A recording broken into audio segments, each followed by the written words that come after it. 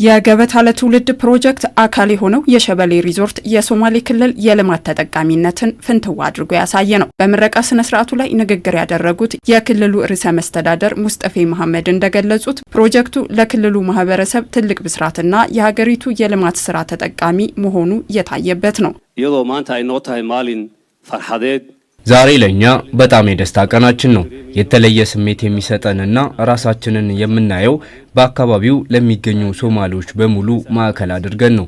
የዛሬው ፕሮጀክት ከለውጥ ወዲህ በኢትዮጵያ እየተሰራ ያለው የልማት ስራ ለሶማሌ ክልልም መድረሱን ማሳያ ነው። ፕሮጀክቱ ጠቅላይ ሚኒስትር ዶክተር አብይ አህመድ እየሰሩት ያለው የልማት ስራ ለሶማሌ ክልልም መድረሱን ያሳያል። የሶማሌ ክልል ከለውጥ ወዲህ ብዙ ነገሮችን አግኝቷል። ዶክተር አብይ አህመድ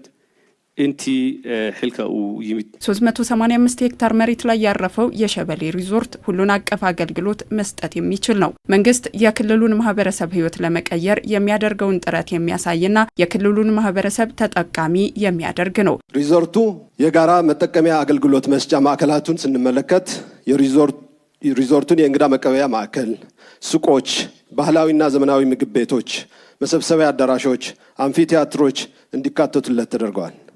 በተጨማሪም 150 ሰው የሚይዝ ዘመናዊ መሰብሰቢያ አዳራሽ፣ የተሟላ የወንድና ሴት ስፓ፣ የስፖርት ማዘውተሪያ ቦታዎች፣ የውበት ሳሎን፣ 3 መዋኛ ገንዳዎች እንዲሁም የህፃናት መጫወቻ ያሉት ሲሆን የሶማሌን ህዝብ የኑሮ ዘዴ እና አኗኗር ሊያሳዩ የሚችሉ ባህላዊ ግንባታዎችን እና የህንፃ ዲዛይኖች ታሳቢ ተደርገው ተገንብተዋል። ክልሉ ሰላም፣ ልማትና ነጻነት ከማግኘቱም በላይ በልማት ተሳታፊ ለመሆኑ ይህ ፕሮጀክት አንዱ ማሳያ ነው። ለዚህም ጠቅላይ ሚኒስትር ዶክተር አብይ አህመድን እና የሚመሩትን መንግስት እናመሰግናለን። በጠቅላይ ሚኒስትር ዶክተር አብይ አህመድ እየተሰሩ ባሉ ፕሮጀክቶች የሶማሌ ክልል ከፍተኛ ተጠቃሚ ነው። ክልሉ ተጠቃሚ የሆነውና ለዚህ ደረጃ የደረስነው ጠቅላይ ሚኒስትር ዶክተር አብይ አህመድ በልዩ ትኩረትና ክትትል የሶማሌ ክልል ማህበረሰብ ህይወትና አኗኗር ለመቀየር ስለሰሩ ነው። ይህም ሁሉም በአይኑ ማየት የሚችለው ነው። ሪዞርቱ የአካባቢውን ማህበረሰብ ታሳቢ ተደርጎ ተሰርቷል።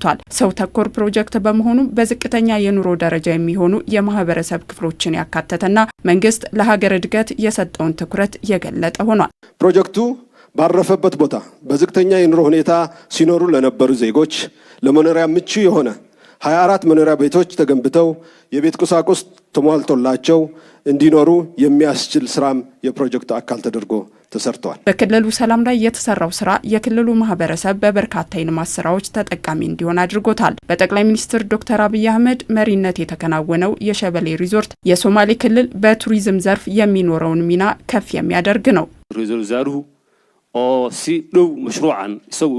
እሳቸው ይህን ፕሮጀክት በልዩ ትኩረትና ክትትል መርተውታል። በአጭር ጊዜ እንዲጠናቀቅ የተለየ ክትትል አድርገዋል። ይህ ፕሮጀክት በቢሊዮን ገንዘብ የወጣበት ነው።